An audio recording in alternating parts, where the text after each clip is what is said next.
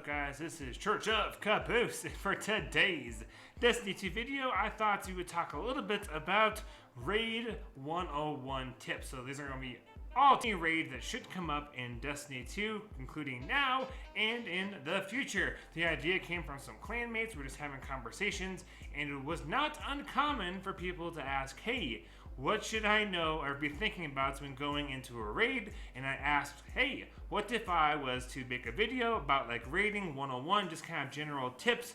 And they were like, oh my gosh, that would be so helpful. So that is my inspiration for today's video. If you do enjoy today's video, make sure to click the like button as well as subscribe to my channel. I also want to ask you all for some input. I got a new mic. It's a Tenor, T-E-N-O-R mic. It's got a little like screen condenser type dealio in front of the mic. It has tons of great reviews. And I want to know what you guys think of the audio. I was a little tired of feeling like all the sound was super duper echoey, and I feel like this mic is doing a really good job, and I'm pretty happy with it right now.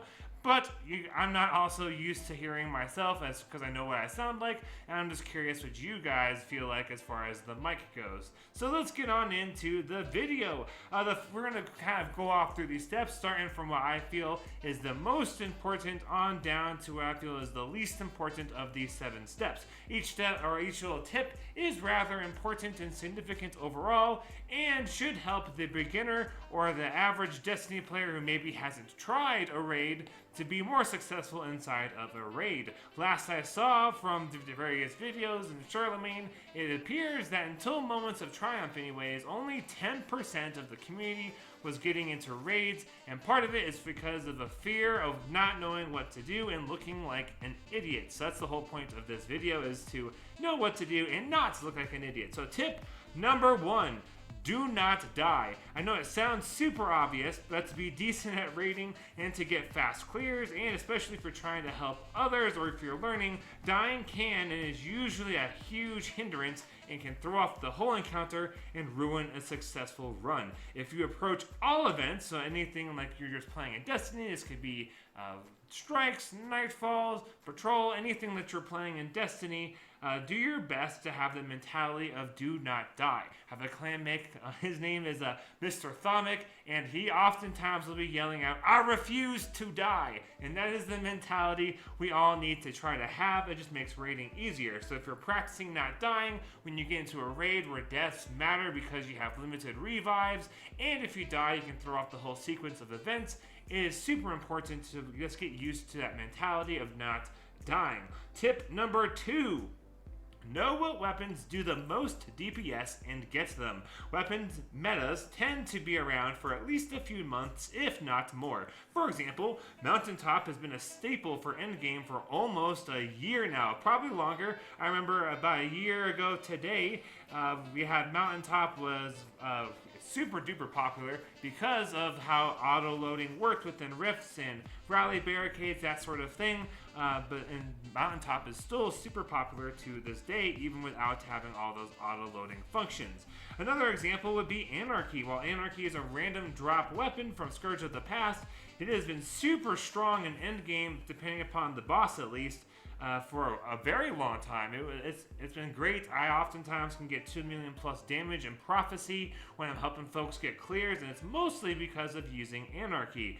Weapons like the Whisper and Xeno should be of high priority, and when I mean weapons like Whisper and Xeno are really good for DPS, but I'm sure in the future there will be more 3-man missions where you have to go through, complete a mission, and you have this quest that requires 3 people, and that weapon ends up being high DPS. There's a lot of folks when they ask to get taught a raid, and we're going through the basic raid DPS weapons, they're like, yeah, I don't have Whisper, yes, I don't have Xeno, I don't have. And some of these weapons are just do a quest and you get the gun. So make sure you guys are paying attention to what the meta is and doing your best to acquire those weapons. It is so much easier to clear raids and clear encounters if you have guns that do lots of damage. That way you have to do the mechanics maybe 1 or 2 rounds less. For example, Goss, Garden of Salvation, the boss, it is not uncommon to do 2-phase, but when I'm teaching, it's oftentimes a 4-phase, partially because of things like learning mechanics and yada yada yada, but a lot of it has to do with just low DPS due to not having weapons that people should try to have. So make sure you're going down hunting those weapons that require 0 RNG for each season. Keep an eye on YouTube and or Google to see what weapons are best for DPS. This video the intent is to be lasting for a long time for raids, so we won't get too super specific about what is good right now, because that won't help people out if they're not watching during season 11, season of arrivals, and if it's like 2 years from now, everything could be completely different. Step number 3, or I guess tip number 3. Tip: know your class and what works best for it in general, and get exotics that boost that class. For example, hunters. Make sure you're running Trapper. The way of the Trapper is I believe it's the Bottom Tree Void subclass. It's the one where you put out one tether, it does extra tethers, it creates extra orbs, boosts damage for everybody, and you make sure you got Orpheus Rig, so that way you get your super energy back, so you get more supers that you can use more often. Another really popular hunter subclass would be Bottom Tree Gunslinger with Celestial Nighthawk, so that way you get insane damage with one shot off of Golden Gun, and that's pretty common for hunters to run either Way of the Trapper or Bottom Tree Sunslinger, or Gunslinger, excuse me.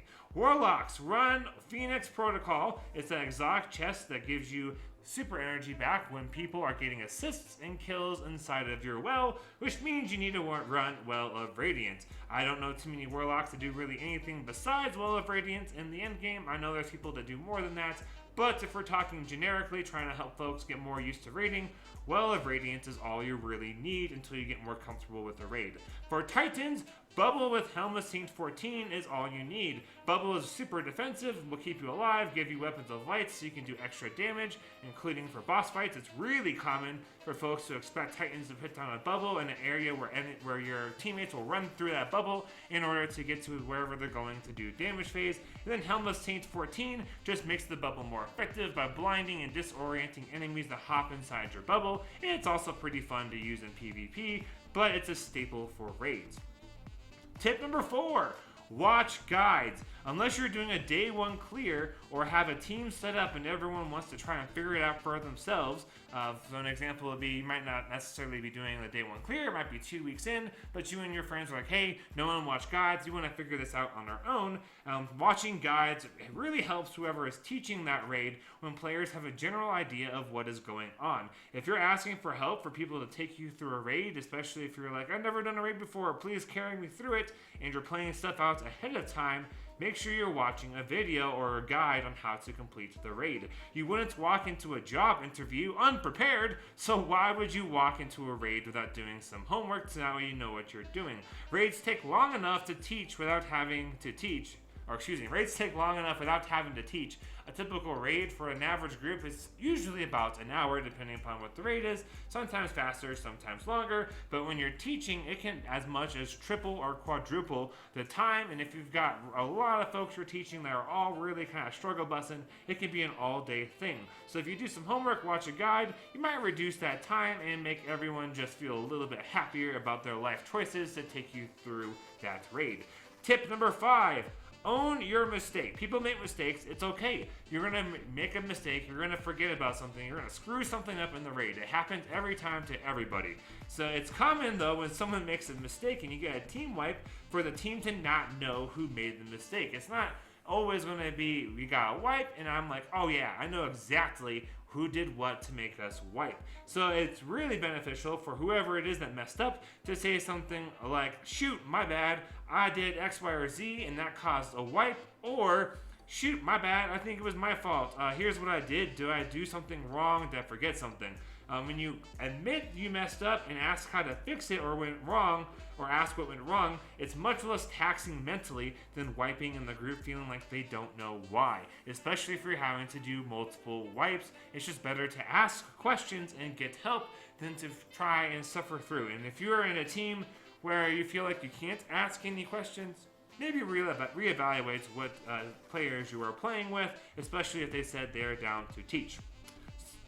Tip number 6, avoid making the same mistake twice.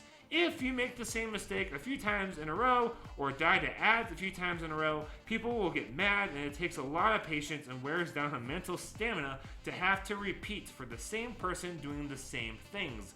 Not learning from mistakes is a fast way to have the raid leader message people and make something up to pretend the raid is over just to regroup without you. I have spent and wasted lots and lots of time trying to help folks that are just not willing to learn. They're just not willing to pay attention. They're not willing to admit they made mistakes where I should have just bailed. And it got to a point where people I was raiding with were like, hey dude, we're going to have this little phrase. I'm not going to tell you guys the phrase in case some of you happen to raid with me, but here's a little phrase. If one of us says it, it doesn't mean that we're done, like we're actually getting offline. It just means we're tired of playing with this group. Let's just regroup outside of this, ditch the person or two that's making this impossible. We'll find somebody else and finish out the raid. Which leads us to our last little tip. Don't be afraid to leave a raid and finish it another day. More specifically, if you are learning and things are just taking time, there is nothing wrong with ending after an encounter or two and being like, you know what?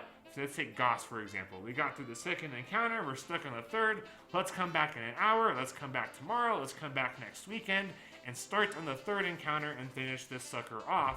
That way you get time to relax, people aren't stressed out, and you still would probably get to finish the raid. Oftentimes raids can be very much do or die, we're in this to win this, but it can be super beneficial to everybody to just come back later and finish out the raid. And of course, if there's experienced people that are running it, they might finish it out with some other folks just to get the raid done, but you do have checkpoints. Checkpoints inside of raids are when you get to a certain encounter, you start and you wipe, then you are able to load back into the raid at that point. We talked a little bit about this in my last video with how to complete moments of triumph specifically for those raids. So don't feel like if you leave a raid, you completely start over. There are some exceptions such as a flawless raid, but if you're trying to do a flawless raid, all these steps are probably tips are things you probably already know anyways, and so I can't imagine you're watching this video because you're trying to do a flawless raid.